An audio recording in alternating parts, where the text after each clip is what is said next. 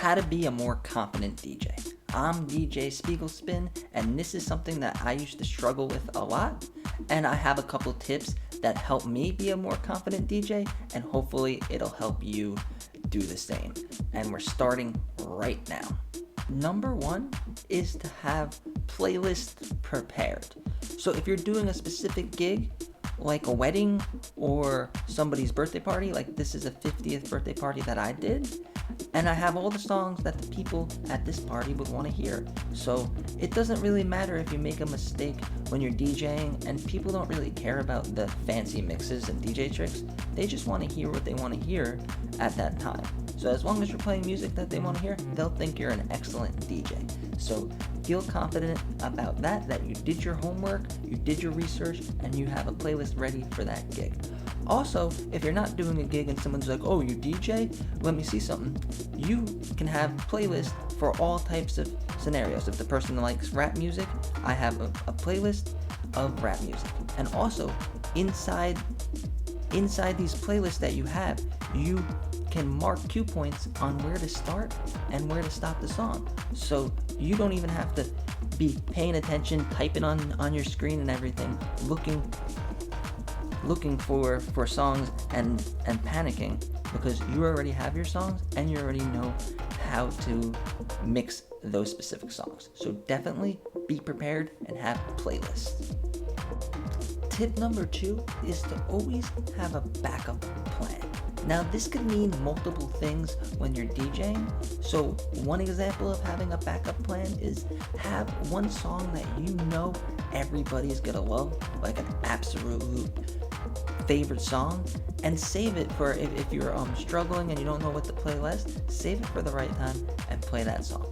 Also, if you're doing a gig where you brought your own equipment and you're in charge of the speakers and you're in charge of bringing the mixer, make sure you're prepared. So always bring a table for yourself that's the right height, so you don't want to be bending over when you're DJing and hurting your back. Also, have backup equipment. So have a main DJ controller that you're going to use, and also have a backup DJ controller. I always bring the Newmark DJ to go. This is really affordable and it's easy to just put in your bag, and if your controller's having issues, you got a backup.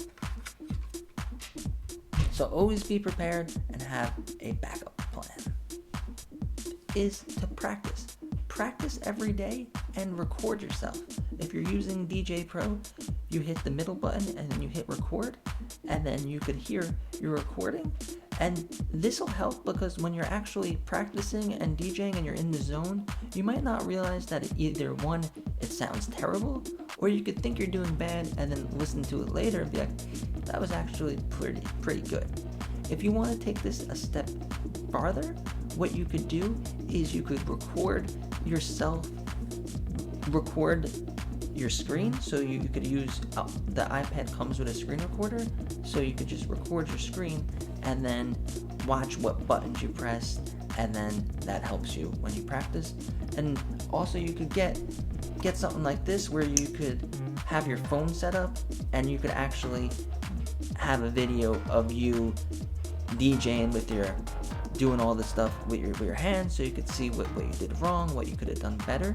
So to do that, what you want to do is you're gonna hit the screen record on your iPad at the same time as you hit the screen record on your phone that's set up, and then you turn the volume off of your phone, and then you just use the volume from the iPad, so you'll have perfect audio and you'll get to see yourself in action DJing.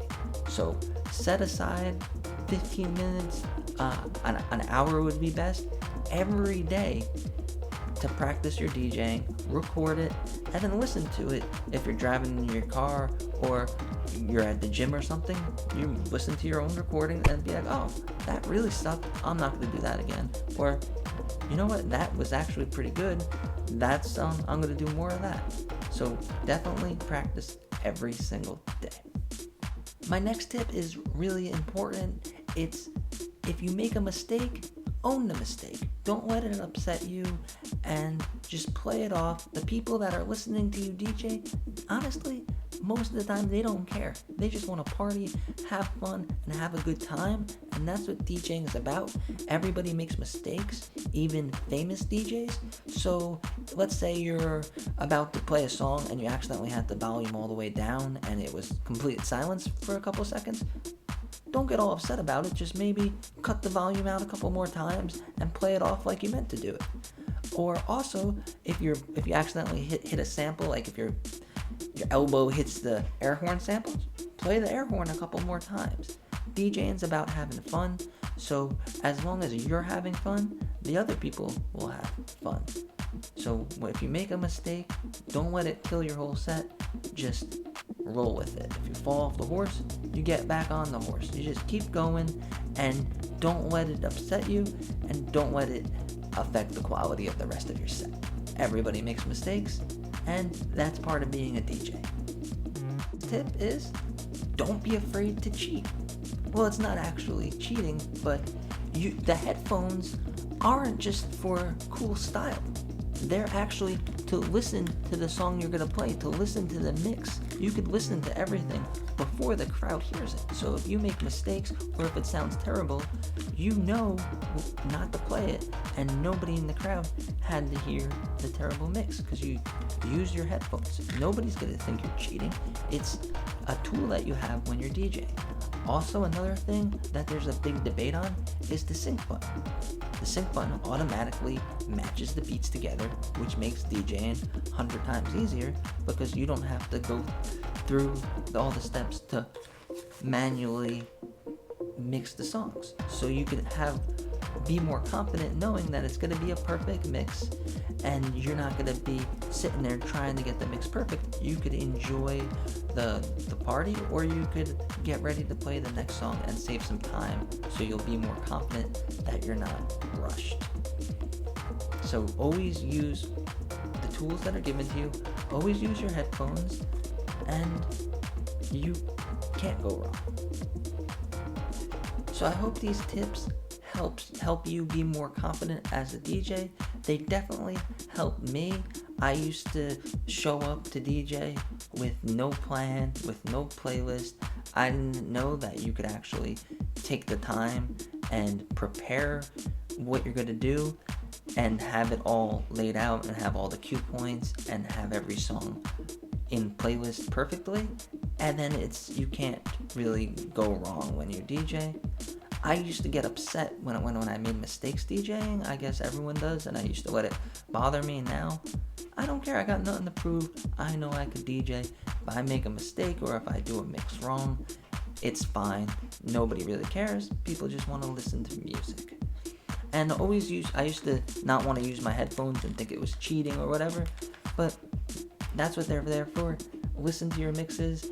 Get ready for the next song. You could do all the stuff in your headphones, and then you don't have to have the people in the audience suffer. Always have extra equipment. Be prepared. You're doing a mobile DJ gig and you have to bring everything. Make sure you got everything. Have a checklist and something like that. Record yourself DJing, not just the audio. Set up your phone somehow and be able to see what you look like, and you'll be like, wow, I look cool, and that sounds good. So thanks for watching.